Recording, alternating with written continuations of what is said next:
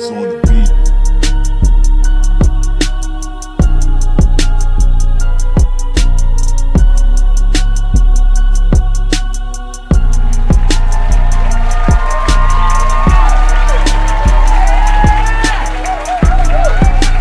What's going on, everyone? Cristian over here with your podcast, Relate to Elevate, where we relate personal relationships and how you can elevate your game by taking those life lessons and transmitting them over to business. Today, I'm here with my co-hosts, Sandra Gonzalez and Melania. And Steven Herrera. Melania. What's your last name? Melania Trump Gonzalez. Nice. All right. And we have a special guest today, Mr. Rockstar himself, serial entrepreneur. I don't want to steal his thunder. He could tell us a little bit more about him. But we're here with the one, the only published author, keynote speaker, international keynote speaker, Mr. Daniel Gomez. Daniel, welcome to the show. Thanks for having me, guys. I'm with three rock stars and it's Melania. Melania Trump, yeah. So we didn't have to clap because after this, She'll make it clap. Steven's going to edit. He's going to put the little... I have the whole roar coming in. Go. You forgot one accolade of Mr. Gomez. What was it? One of the top 10 business coaches. Yeah. Voted top 10. I saw that the other day. So voted top 10 4 years in a row. And Congratulations, sir. people say, how do you know that? How did you do that? I'm like, because we actually had 100 employees when I ran the Chevrolet dealership. And you learn a lot about people. You learn a lot about financials. You learn a lot about business, advertising. And I think a lot of young entrepreneurs that come and start a business, they don't have that insight. And let me tell you, it helps when you... It's business as hard as it is. Oh, yeah. So the more you can know, the better it gets. Yeah. The more you know. Wasn't that like a 1980s little commercial? The more you know, the little... That was a drug campaign, but a drug campaign. Not to do drugs. Oh, okay. The more you know, the little rainbow coming. Yeah. Yeah, I remember it. I thought it was like a reading rainbow or something. It worked for me. Maybe I'm wrong. I just said no. Well, I remember just say no, and I remember the egg cracked. Oh, yeah, this this is is brain on drugs? Yeah. Yeah. Then you saw Nancy Reagan. Yeah. This is your brain. This is your brain on drugs. Yeah. You know which ones I The miss? egg. That little, I'm just a bill. Man, I'm only... Oh, yeah. On Capitol Hill. Yeah. Do you remember the exercise your choppers? Schoolhouse Rock? Yeah, Schoolhouse Rock. That's what it was. Schoolhouse Rock. Wow. All Yeah, right. we're real old. That's awesome. Let's get back on topic. So, All right. the one thing about this show is that we always have a lot of fun. We divert, like, oh, squirrel. And then we all go chasing the squirrel, and then we got to come back. I'm kind of like the comeback police on that one. So let's go ahead and come back. So I said I didn't want to steal Mr. Daniel Gomez's thunder. So Daniel, tell us, tell us who you are. We know who you are, but what do you tell the audience who has no idea who Daniel Gomez is? Well, Daniel Gomez is a person who loves people, loves to help people in business and life. And so many times, right, we try to go do life by ourselves, and you need help. We all need help. I need help. And in 2017, my life was flipped upside down. My wife was diagnosed with breast cancer, and I left what I knew as my life and resigned to take care of her. And then next thing you know, God put it in my heart to start a business. So against all odds, while she was going through her treatment and double mastectomy, we started our business, Daniel Gomez Enterprises. Not even phantoming what it would grow into. And this January coming up, 2025 will be 7 years. And Wow. but it's exploded into, I started speaking, right? God told me to go become a speaker. People laughed at me. And man, Christian, people they're going to laugh at you before they applaud you. Now, I want the audience to hear that, right? People are going to laugh at your idea. They're going to think you're dumb, because there's one thing I realized is, Sandra, is people try to keep you where they meet you at, right? People try to keep you where they meet you at. And when they meet you in a certain season of your life, that's why family, it's so hard for your family to embrace the new you, because they want to keep you as that little fat kid that I was. They want to keep you as that spoiled brat that I was. And it's like, no, like, you know what? And I was probably not voted most likely to succeed, because, right, I had all the good looking cousins. I was the youngest one, overweight, 6th grade. But like now I'm like, I'm just the swan that bloomed late, right? Well, I was the ugly duckling. But I use that in business, because it doesn't matter how ugly your business looks in the beginning. It's like it can always blossom and grow into something beautiful if you ask for help, and I know I'm not where I'm at because of help with Sandra's been a dear friend of mine, and we go way back to Pro-Ban area. Oh my God. We're buying them, not even Pro-Ban, buying them. So it's just surrounding yourself with people that are going to be there and support you and who know business though, right? Because you don't want to go ask advice from somebody who can't help you get to where you want to be. That's true. That's true. So, And I'm glad that you mentioned that because, having those relationships, again, the name of the podcast is Relate to Elevate, because those personal relationships have to, in some way, in some shape or form, they come over to the business side.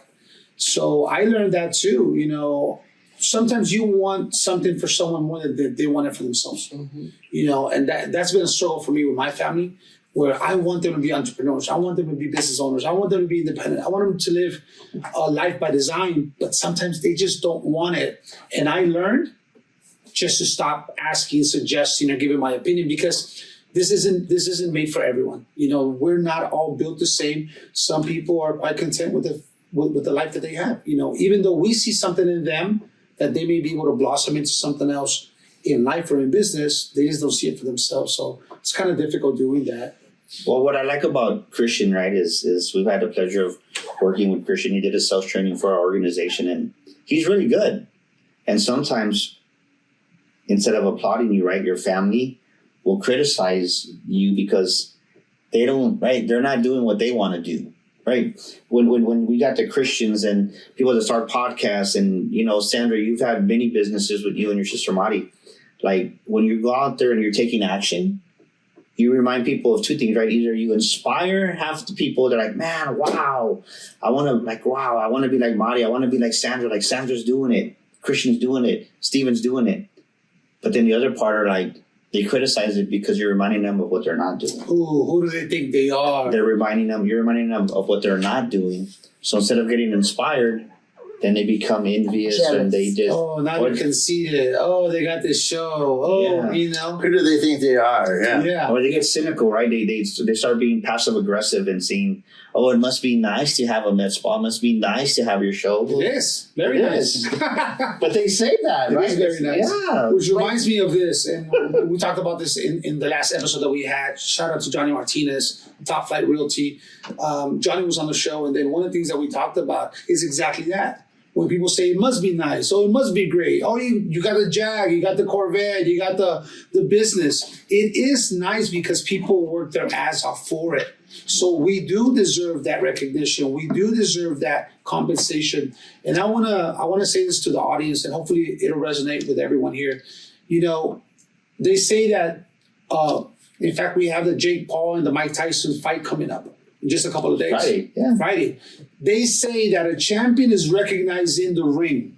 Right. That's true. What does that mean? That we don't see the early mornings, the late nights. We don't see the training, the diet, the exercise, the different coaches. We don't see all that. We only see someone who won and they get recognized with a belt or a trophy. And people say, oh, it must be nice. Like it's an overnight success or an overnight sensation. And it's not. People don't see that. You said 7 years.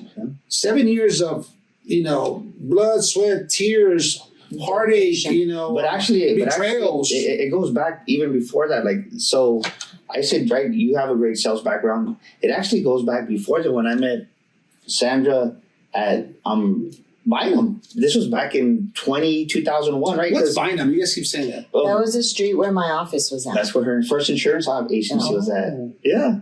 Not the one where I met you at. No. Oh, She was- before that. Yeah, she was Quite a a while. Boyita. Yeah, I'm telling you, she was like, Yeah, we were. Was this on the south side? Mm-hmm. No wonder. Right I don't even know. Look at I don't know, like, Mr. I know, Stone Oak over there. North, Northwest, La Cantera, I love this. Military Drive But- at but- Bynum. Southwest. I have no idea where that's at. yeah. I'll have to take you, drop you off sometime. But the reason I say that is because You blend right in. because people see where you're at right now. Especially with that. But really, Daniel started preparing back when I met Sandra when I was new in the car business, not even knowing what I was doing. I've got a question, Daniel. I hate to interrupt. Yeah. We're going to come back to it.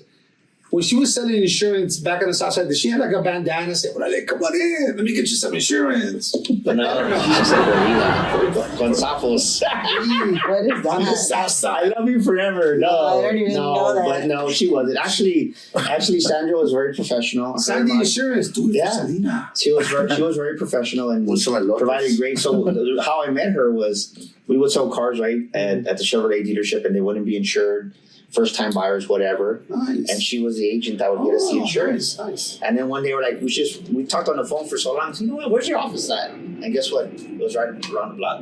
And I know her sister has bought several cars from me. They both Right? have. Reciprocal. See, Yeah. reciprocal in business. Like, you get someone, you connect, you like them, love them, trust them. You're able to send them business and vice versa. That's good. Yeah. Again, relationships. They related in some personal relationship, like a friendship, and then they elevated both of their business because she got more insurance policies and you got more cars being sold that was sold to them. Yeah. To us and to our clients too. We, whenever we had somebody that Looking needed for a car, Nice. go talk to. I don't know if that ever produced anything because I never checked on Yeah. that. Here you go. That's good. But Yeah, that was like 25 years ago, 26 years ago. Wow. Yeah. So I know you started and you had a we when I successful was a career. baby. You were just a. Wait, that's Just a weird. baby. Wait, that was 25 years ago and Sandra's 27 now. What is that one? 2-year-old writing policies. That's right. Gotcha. I was very smart. So you had this transition from a career in car sales, which you did very well. I hear that you were like top rep, top performer, He manager. was amazing. Yeah. Yeah. And then So when I ran the Chevrolet dealership, I had a Dodge store, and then the last storefront I took was a Buick store. And when I made a decision to take care of Madi, my wife, is you don't really know what you're going to do, but I think what really happened for me is the best thing is life slowed down. We're going 100 miles an hour, and right, you're busy trying to please everybody else. You're living life. And then next thing you know, when life slows down and you finally take a chance to look at yourself in the mirror, and you're like, shit, I don't like this guy in the mirror. Right? Because really, literally, when you slow down, it's like everything that's inside of you surfaces that you haven't dealt with for 25 years. And now the anger, the betrayals, like you said, the resentment, the unforgiveness, the bitterness, and then just the crap that you put yourself through as a human being, as a man, right? I started dealing with that, and I thought, man, my wife was going through stuff, but it's like we were both healing. We were both healing at the same time. Mine was more internal of me, but she had a lot of that too, which was physical also. But it's just really, I looked at who I was, and I didn't like who I was, and I had to change who Daniel Gomez was. And that is crazy you say that because I know I've been there. I just cannot pinpoint because I've been there several times. But how do you go from being comfortable and then being uncomfortable, being in a safe space and then going into the unknown? Because that's got to be scary. And let me wrap it up so you can answer that, or maybe our co-host here. I have a person that went to work timeshares at Wyndham. And she came from a successful background of selling cars, but she wanted something different for her family. She didn't want to work 70 hours, 80 hours a week. So she decided to pivot. She goes over with us, gives it a try for about a week, and says, this is not for me. I came in at the wrong the mindset. I came in with the wrong season, the leads, the this, the that. I thought it was going to be different. So she went back to what she was running away from. What happens to you when Daniel Gomez says, hey, I'm going to take care of my wife? There's a different calling for me. Do you get that uncomfortableness? Do you get the, damn, that steady paycheck's not going to be there. The salary's not going to be there. My comfort zone's not going to be there. How do you continue moving forward? Well, let's go back to that lady, right? Man or lady, we'll just say the scenario. She was curious. She wasn't serious. She was curious about what Cristian was doing. She was curious about the conversations you were having. She wasn't serious, right? Another way you say it, right? You're either interested or you're committed. And most people are interested in something. They're interested in starting a podcast. That's why over 90% of podcasts never get over 10 episodes. They're not committed. But when you're committed, when shit gets hard, you do it, right? Because as a human being, we always run back to what we're comfortable with. Right. And I see that in people that, like a great example, we had one of our team members that came, loved the guy, awesome guy, and he said, "Nah, I'm going to do this on my own." So he left us, our organization, probably back in April or so, and he's back serving tables. Why? Because that's what he's comfortable with, right? We always run back to the familiar as human beings. That's why we go to the same taco stands in the morning. We stop at the same cleaners. True. We go to the same beautician. We're creatures of habit. Yeah, we go back to the same Valero. This is what we're gonna. And then times you're talking, right? I'll be talking to Cristian or Sandra, and you're not even paying attention. And you're like, "Why did I take this exit?" Because your minds are really You're programmed. Yeah. So we run back, and and so that person, like our old team member, he was used to serving tables. He was coming, right? Their guarantees there. She was guaranteed. You know what? There. She knew what she was doing, and she was unwilling to grow. And when you're unwilling to grow and you don't cut the bridge, you don't burn the ships. And believe me, I cried. Like, I remember having conversations with Sandra that, I consider her a dear friend, and we'd cry together, whether it was her or me. But she was a friend that I could have some deep conversations with. But it's like you're going from the caterpillar to the butterfly. That transition period of the unknown is scary for people. The metamorphosis. And they run back. They run back instead of being that butterfly. A lot of people, like you said, they want to start a podcast, a business. I met someone at a networking event who said, "I'm an inventor." I said, "What do you invent?" He goes, "All kinds of stuff." Like, "What kind of stuff?" And he said, "I invent this and this and that." "How long have you been doing that?" 25 years. "How many have you brought to production?"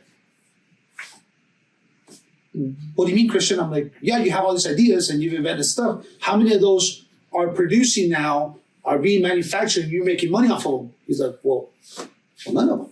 And I was like, wait a minute. How are you an inventor? How are you an inventor? Like, if you don't bring that to market, but it goes back to what you said. People have an idea. People have a dream or a vision. "I want to do this, I want to do that." But you need to put some action behind it. Otherwise, it's just going to be a dream.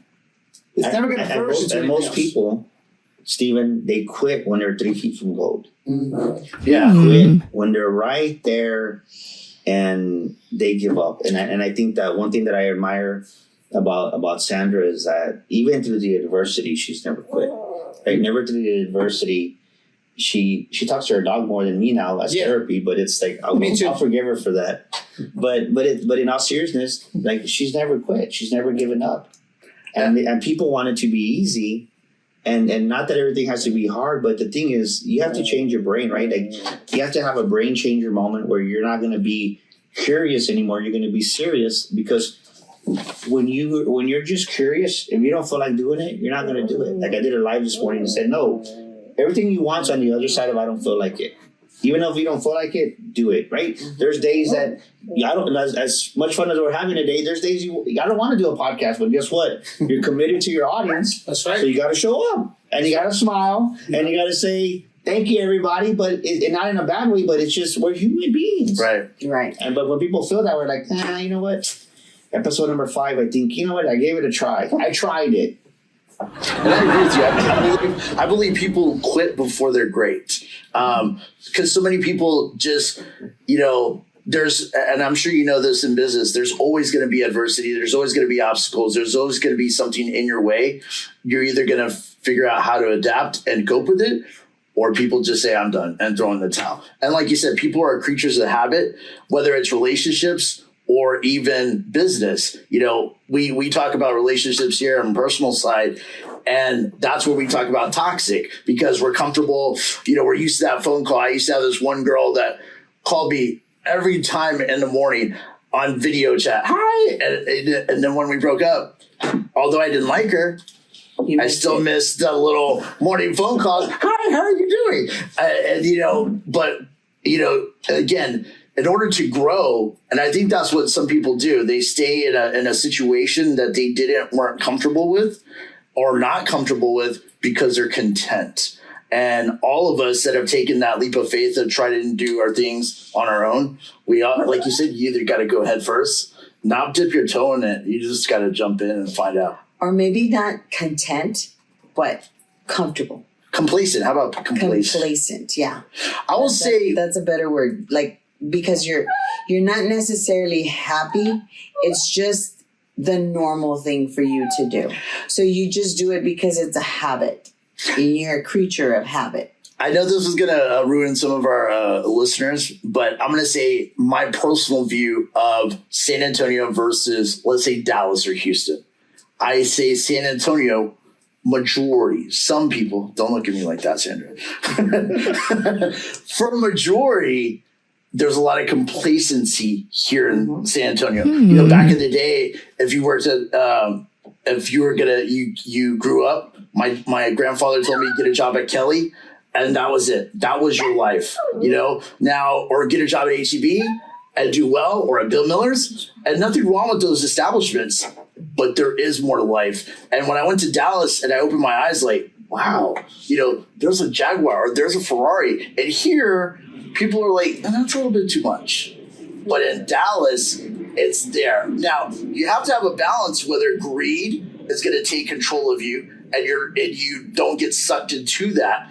But I personally... so I want to stop you there, right? Because it's not greed. It's like, because you want better doesn't mean you're greedy. So that's the misconception with a lot of people, right? They misinterpret. Oh, because I want a better... Who doesn't want a better life for their kids? Who doesn't want a better life for themselves? It's not being greedy. Right. Like, God is a God of increase. God is... I mean, if you really study the Bible in Psalms 35, it says that, all right, bless the Lord, and that who delights in the prosperity of his children. We're all his children. And the Bible says that. So there's nothing wrong with wanting better, but family members, going back to the cynical part, say, oh, well, you went to Dallas. Now you got a car. You're being greedy. Like, right? You're being greedy. You right? got a Corvette. Right? Be grateful. Be grateful. You said that I'm grateful. Like, I'm grateful. Right. And we're grateful for the things that we have, right? I say this in all humility, right? Because when you have that hunger, Stephen, like you did, to see more, then you're able to help more people. And we've helped people with thousands of dollars in opportunities that the world will never know about, but God sees it, and that's why we continue to prosper. Because how can you help, right? People, you can't help people broke, can you? Right. You can't. You know, when you talk about the Bible, that's one thing that I had to go on reflection to my life, because I was always at a crossroads. The way I was brought up, money wasn't a good thing, you know? And so I was like, okay, you can't be successful because you're not supposed to have money. And I was just entrenched. But when I took the time, read the Bible myself, and it's clear as day, you know, and it says, be fruitful and multiply. I mean, I believe it, you can correct me if I'm wrong on this, but I believe it was King David that God said, hey, you can have either wisdom or prosperity. You could choose. And King David said, I choose wisdom. And God said, well, since you chose that, not only am I going to give you wisdom, but you're also going to be one of the richest kings in history. And so I remember, and the one thing that I took from the entire Bible is, number one, don't ever forget who gave you those tools and those abilities. If he has blessed you with gifts, make sure that you give those gifts among to others. And the other thing is, as you're giving those gifts to others, make sure you're praising his name. Yeah, going back to what Daniel said, being grateful. The reason why some people tell him, just be grateful, be grateful, be grateful, because in their mind, he thinks it's luck. They just, the house, the car, the trips, the accolades, they just land on his lap. That's the way that they see it. That's why they say, be grateful for what you got. It's like winning the lottery. Just be grateful. But he's like, no, like I worked for all this. Therefore, I know what I put into it, so I am grateful. And a lot of times they don't necessarily mean be grateful, like just be grateful. A lot of times people say be grateful for what you have instead of wanting more. Gotcha. You goes back to Steven, be complacent. Yeah. Like you gotta stay there. Complacent, exactly. Yeah. Oh, you already have a Lexus. Why do you want a Cadillac? Or why do you want a Corvette or a Ferrari or a Rolls Royce? You have a Cadillac. Yeah, it's like people have an iPhone. Like, why do they want an Android? Because they want to upgrade in life. Yeah, no. That's why we choose the iPhone, right? See what I did there? All three of you look at me like, iPhone, I got one. Okay, iPhone users, raise your hand. You're welcome. See, I'm here and you three are still there. One day you'll have a Galaxy S22. One day. No, but never. Yeah. I will never. But going back to what Steven said, right? Like one of the biggest, like people say stuff just because people say stuff. if 90% of over 90% of the world thinks the same way like the masses, going to what Stevens was saying, it's like people always say this one. Money doesn't make you happy. Well, how do you know if you've never had money, right? If you're paycheck to paycheck. That's so true. I mean, How do you know? How do you know, right? And not the money itself makes you happy, but the fact that you have can do that things. you have peace of mind, right? Just the fact that the options it gives you. I have peace of mind that you know what, I don't have to worry about anything. The payroll's covered, and it brings happiness and peace. Oh, yeah. So people that say that don't have it. so I'll tell you one thing. I would rather wake up in a bad mood and be rich than wake up in a bad mood and be poor. That makes it even worse. But you know, That's I true. think a lot of people Did you read that in my book? I did. I think a lot of people get it confused where they say money is the root of all evil. But if you quote it correctly from the Bible, it's the love of money. Correct. And when you idolize money, because I prefer Old Testament when God said, this is what it is. And if you don't do it, I'm gonna seek vengeance. So when he says I'm a jealous and vengeful God, and so when he said money is the root of all evil, the love of money is the root of all evil. It's if you're putting that before me, then there's a problem. Yeah, absolutely. And so when I started to read the Bible myself and take out all the interpretations and understand what the word said, then it made clarity, and I was able to say, okay, well, it's okay to be prosperous. Just again, don't forget who gave you those tools, and understand if you have certain tools, then you can give your tools or your gifts to other people. And so I think for me in my journey, like I believe like I understand the gift that I was given, and I'm sure as you do, and all we can do is try to inspire the individuals with our gifts. And it's like people. So that's one of my favorite scriptures. The one that keeps referring to, right? Is Deuteronomy 8:18. Don't remember the Lord thy God, for it is He who gives us the power to attain wealth. And you're right? Because I have what I have because of God, right? Like He's giving me the wisdom. He wakes me up in the morning. But going back to what we're talking about about money is like, you meet people and they say like, well, I just want to be happy, or I just want love. And I'm like, well, you know what, Sandra? Go to the bank tomorrow and go pay them with love. Let's see if they cash in that love check. Like, come on, people, like they're so stupid, right? And I'm going to say they're stupid because it's like they take things out of proportion. It's like, no, oh, I just want to be happy. Go pay with happiness. See if they cash that check in. Yeah, I got this bill. I'm just going to go over and give you a couple of hugs. Yeah. And press on the cheek. It won't be all squared away. Yes. It doesn't work that Don't way. reap at my house. But people, because we have next week, November 22nd, 23rd, we're having our Millionaire Mind Boot Camp. People come in from all over the country, and there's people that we invite in. Hey, we want to help you. And they'll be like, nah, you know what? That money stuff's not important. But it's like, no, like the Millionaire Mind is more. It definitely includes money, but it's more than just money. It's wealth, right? Wealth is spiritual, like you're talking about, and the wealth is spiritual. It's health. It's relational. It's financial. It definitely includes money, but it's there's so many other aspects of it that people don't understand because they think is surface level, and then those are the ones that say, "Well, I just want to be happy," or "I just want to be loved," and it's like, who doesn't? But they think so shallow. Does that make sense? Some people are so poor, all they have is money. Yeah. Well, you know what it is? Some people are so poor emotionally that they don't allow themselves to receive more. Because it goes back to what you said. You know, you can be happy. You can be rich in abundance without money. How you wake up every day, gratitude, your family, your health.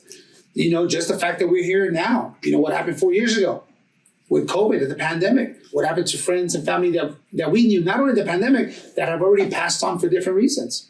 You know, we can be rich so some people, I think the majority of the world misinterprets the word rich. It's not financial. It's not money in the bank. Rich is being rich with family, being rich with love, being rich with, going back to what you said, I understand the difference, but some people are rich making $33,000 a year. And then there's other people being rich making $33,000 a month, right?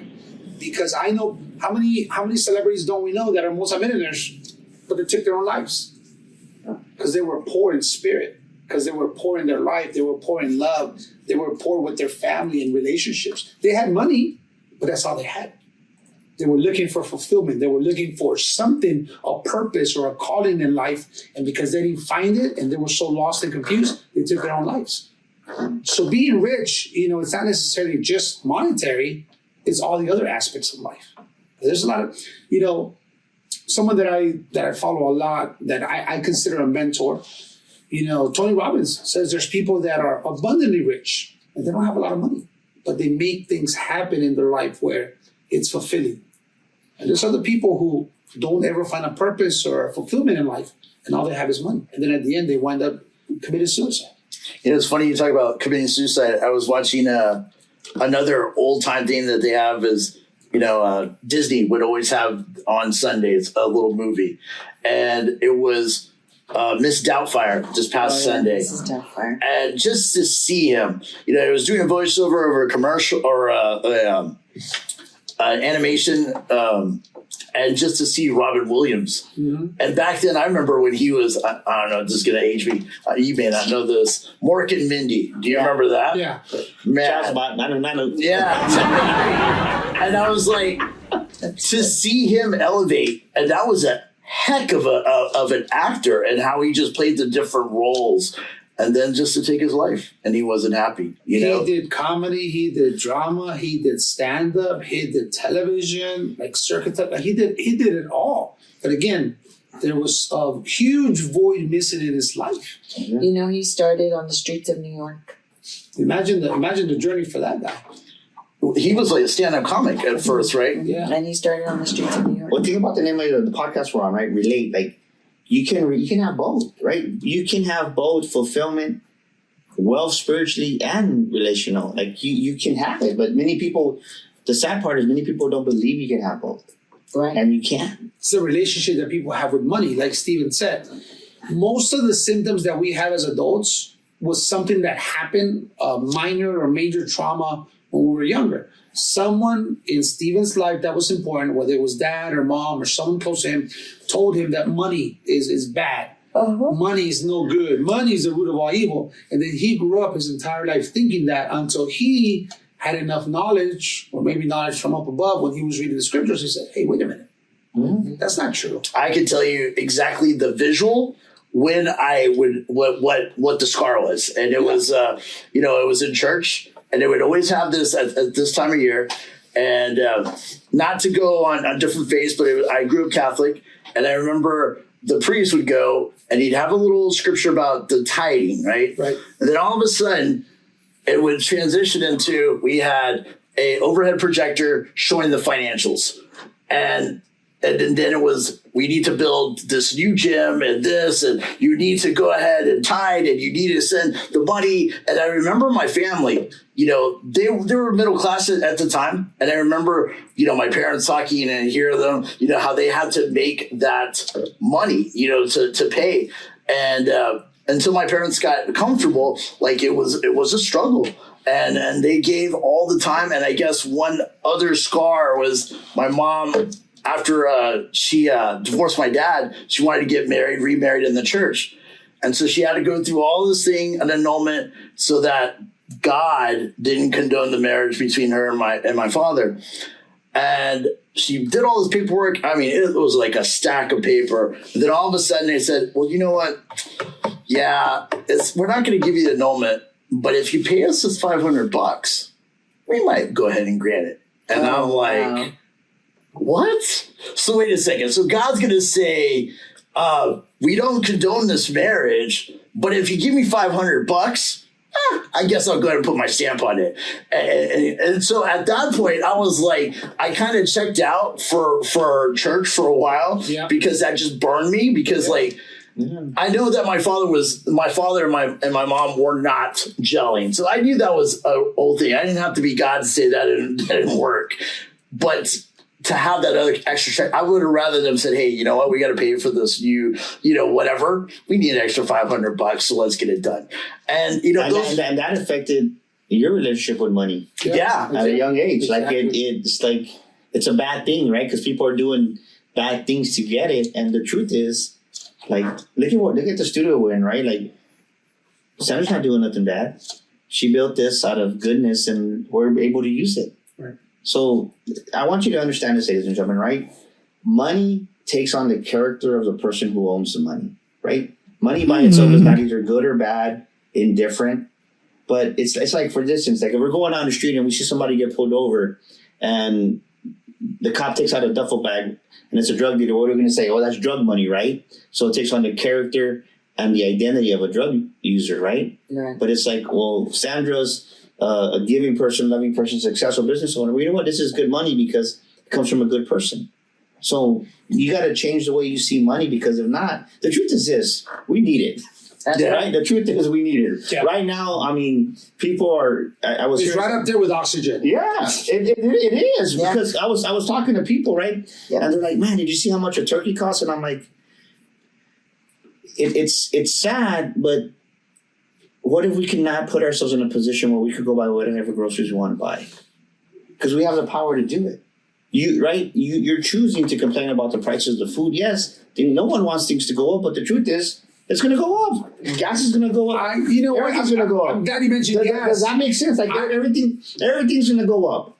So the thing is this: you can sell your way out of any problem. You can sell your way out of any deficit. And the truth is that it takes finances to help you and help us to help others. And you just got to embrace the fact and change your relationship with money.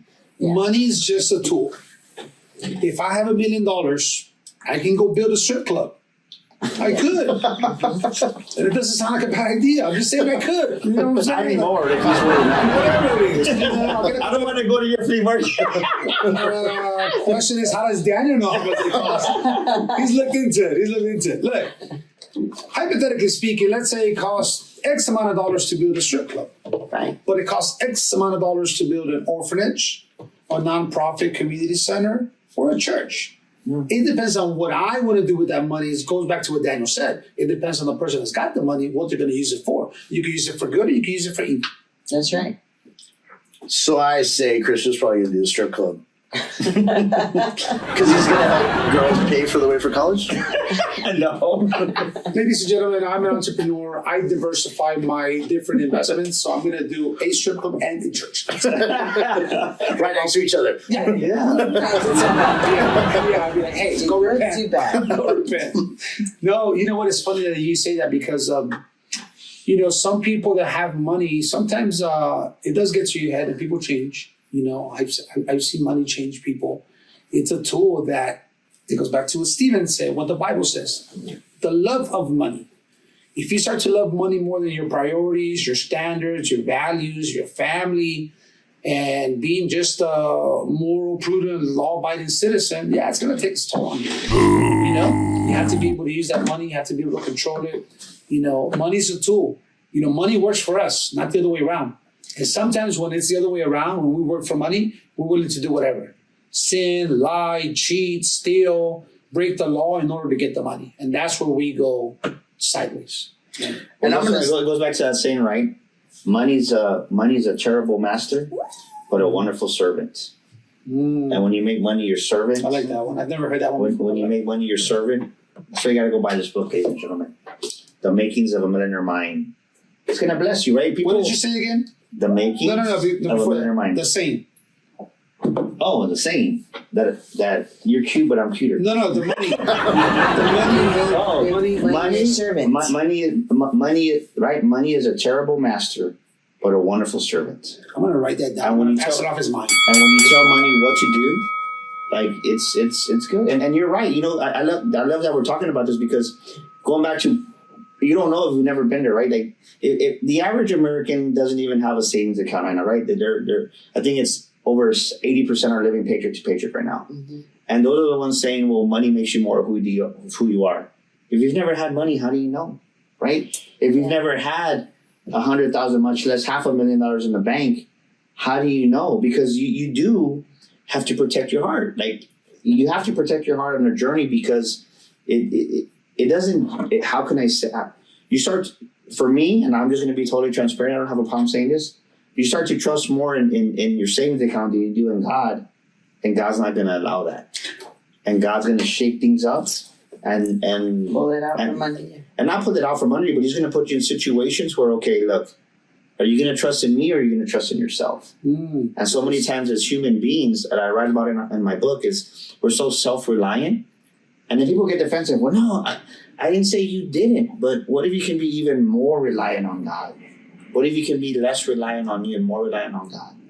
And that's what I've learned is it's a constant evolution. And going back to what we're talking about with the people, it's like they stopped growing. That's why they got tired of life, right? Like Robin Williams, there was a point in his life where you start coping with drugs, you start coping with food, you start coping with the wrong things, and the coping is what takes over your life. So you never really start living again, you're just coping. And I've been there, right? Going back to 7 years ago, yeah. It's like I said, shit, I'm coping a lot in my own life, right? You either cope with shopping, you cope with food, you cope with sex, you cope with alcohol, you cope with drugs. Everybody's coping in some way. But when you stop coping, then you open yourself up, okay, well, how can I find fulfillment, right? Because if we're not growing, we're dying. Mm-hmm. And you got to grow as a human being. And most people stop growing, right? They die when they're 28 years old. They're just walking dead. They have nothing else to live for. Yeah, I'm going to say, from my personal journey, I've had the highs and lows.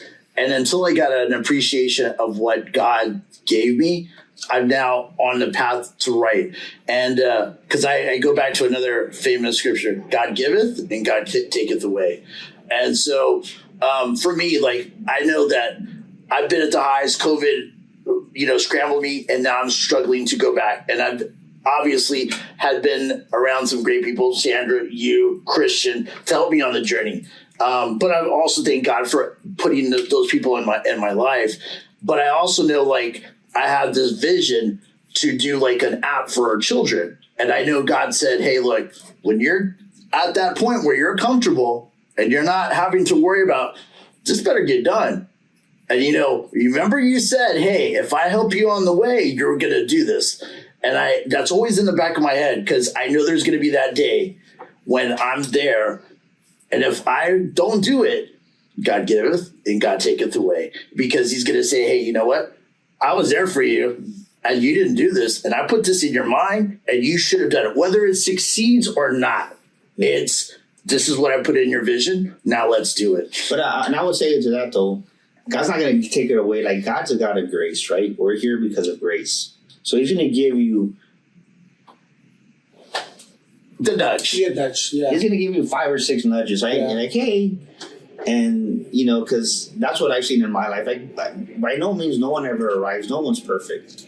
And I don't want to instill fear in people, because God's not that type of God. Not my God, right? Jesus Christ. And I know this because the word says, right, how many times should I forgive my neighbor? 7 times? No, 777 times. So God's going to be patient with us.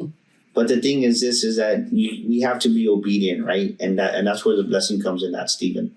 So I can't wait to see your app, man. Yeah. I know, I'm excited. Yeah. Because you're already making a lot of money, so where's the app? This is the first I hear of it. Yeah. First.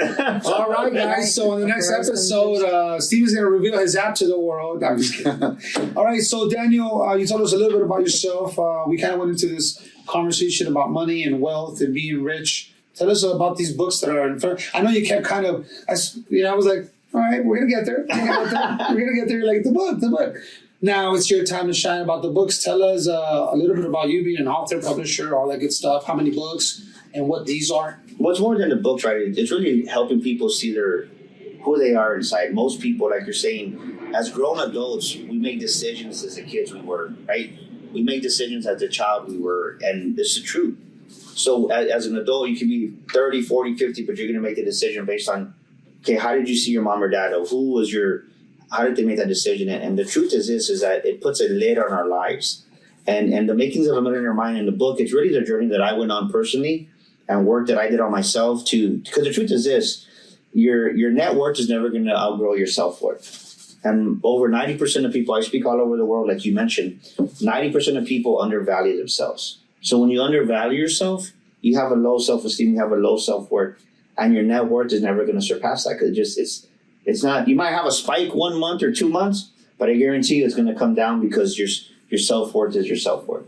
So the book, The Makings of a Millionaire Mind, and when you come to one of our boot camps, our live events that we're having here November 22nd and 23rd, we actually take a deep dive and we coach people on the spot, and we've seen people throw up, cry, like so many different things that have changed. One of our friends that we know that talks about it, right? We carry guilt or shame as a kid that we were, and it's just so many breakthroughs that come. So really, it's about helping people remove all the labels that they have on them in life, coach them through it, whether it's through our book, whether it's one of our live events.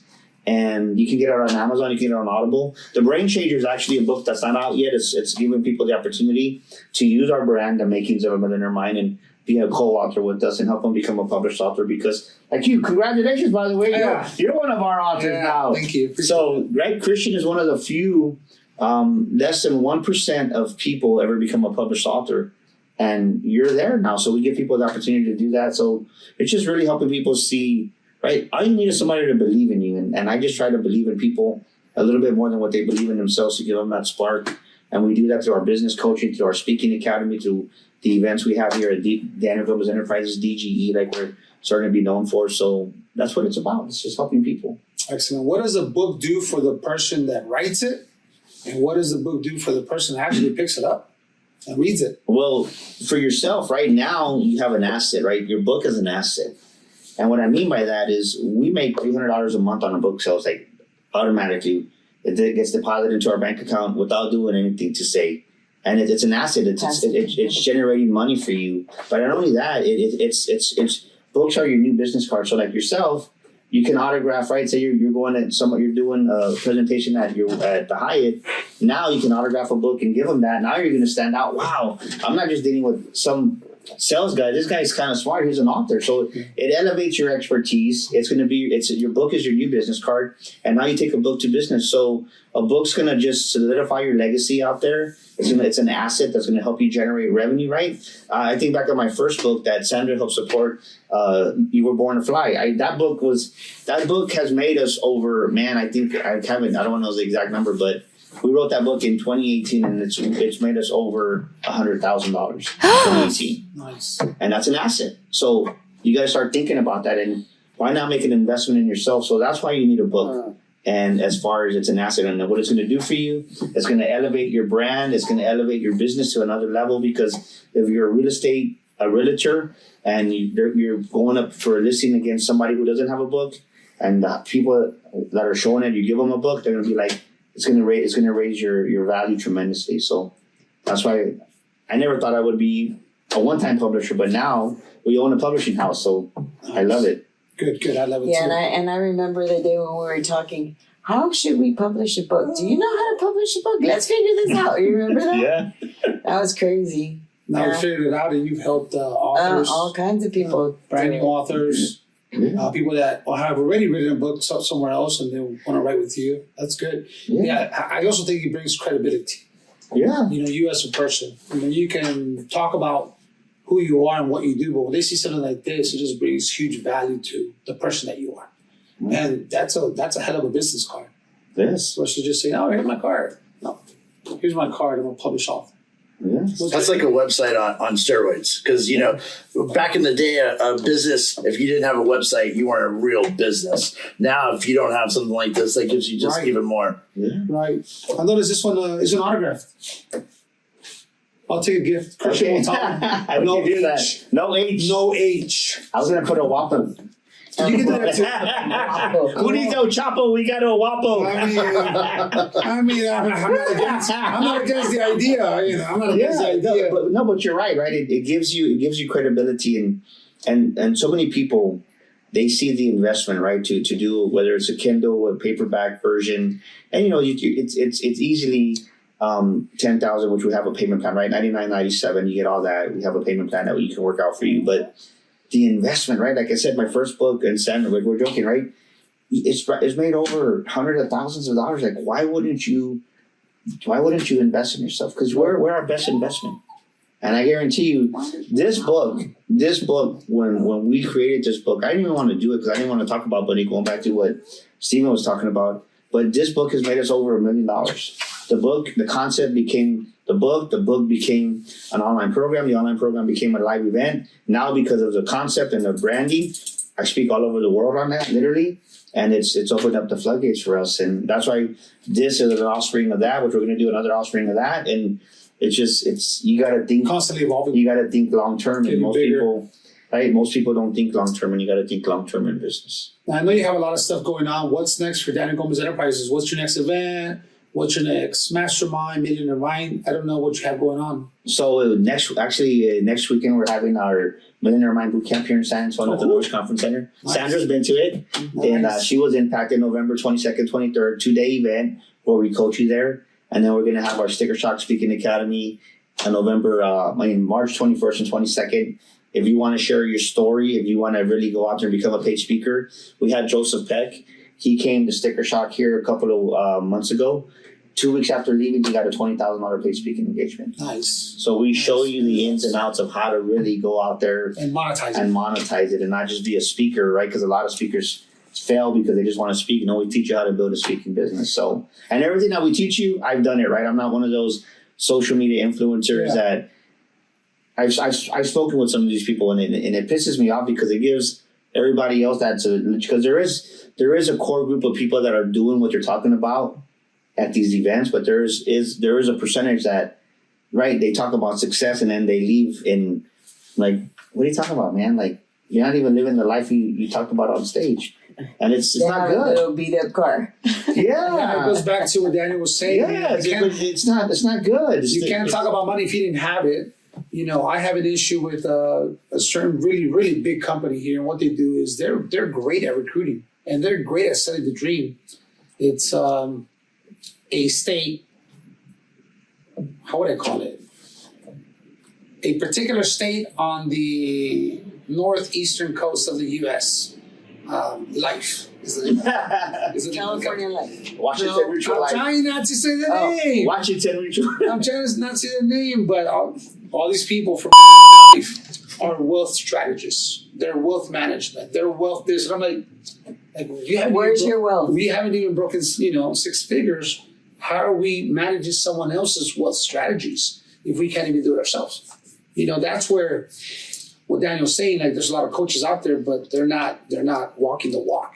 They're just talking the talk. And to give credit to Daniel's event, I was invited, luckily, to the Sticker Shock because I do some of the marketing for Daniel Gomez Enterprises.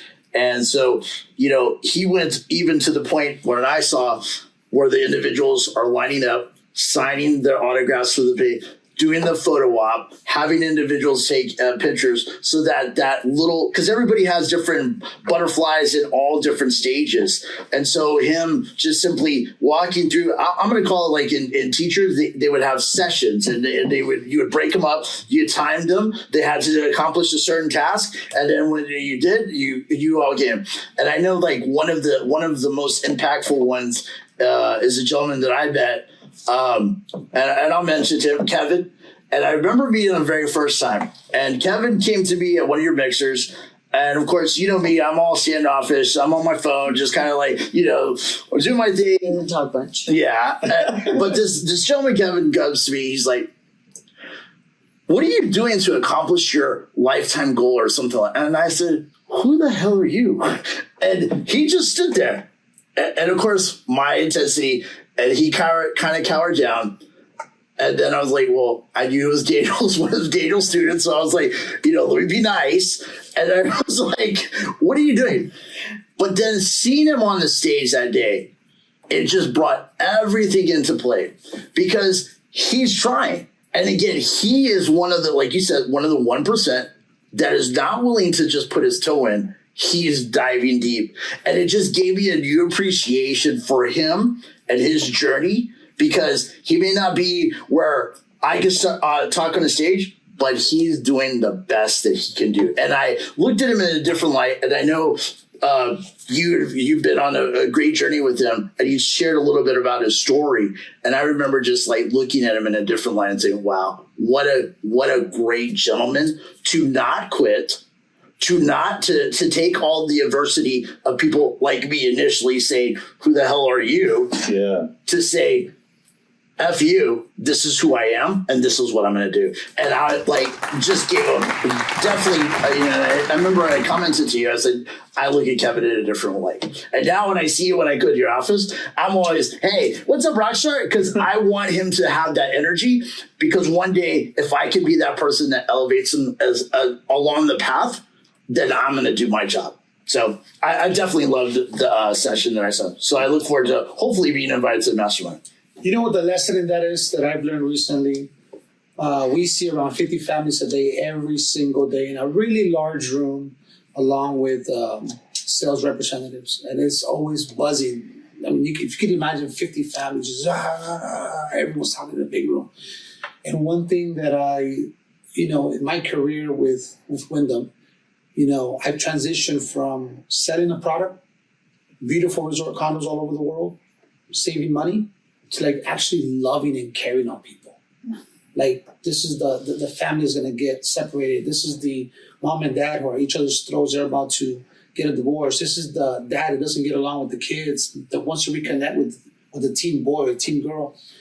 It's more about loving on people. But sometimes those people, they come in with ugly attitudes. They come in, mad, pissed at the world. No one told me it was going to be a 2-hour presentation. And now I've learned to, what you did is learn to be graceful with people, because I don't know what they're going through.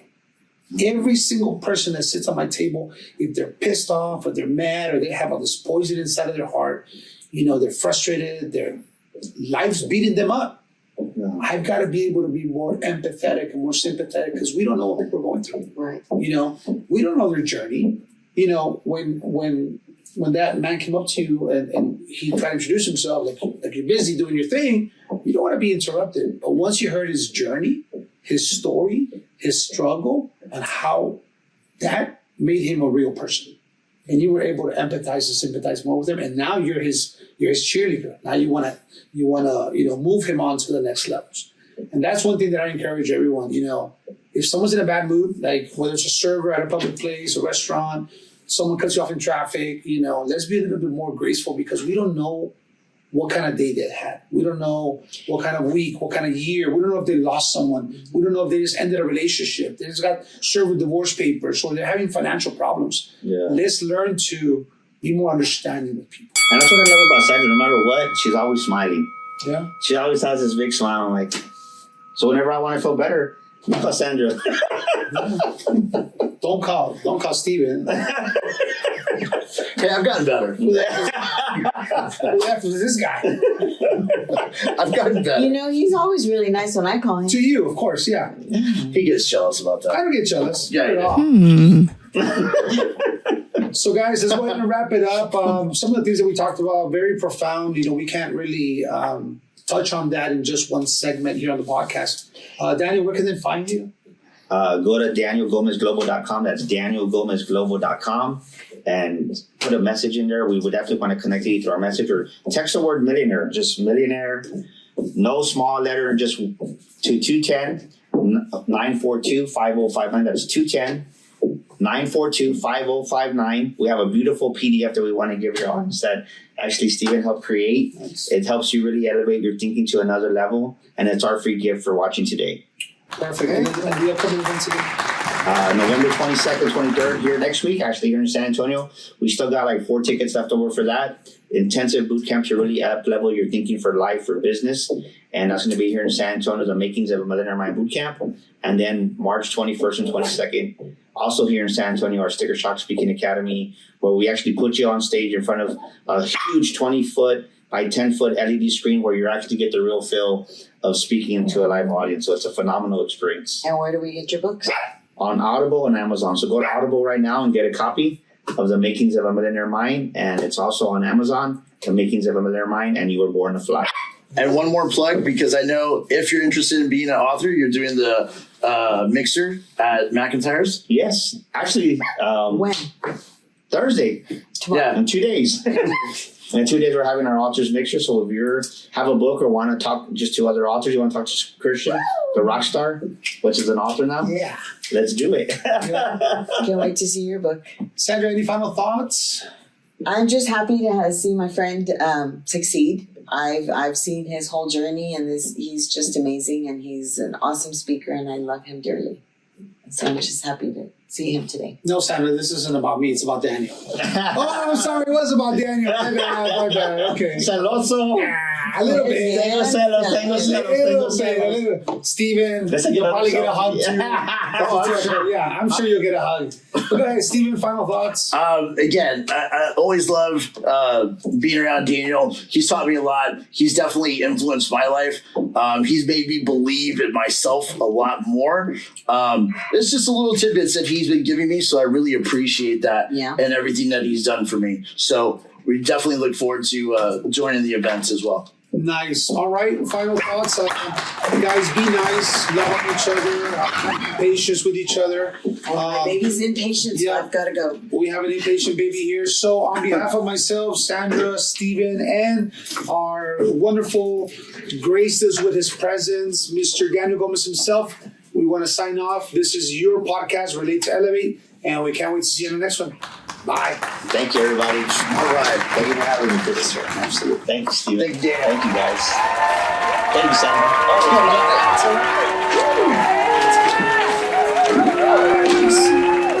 That was powerful. Oh, man, I was recording. Whatever. Just kidding.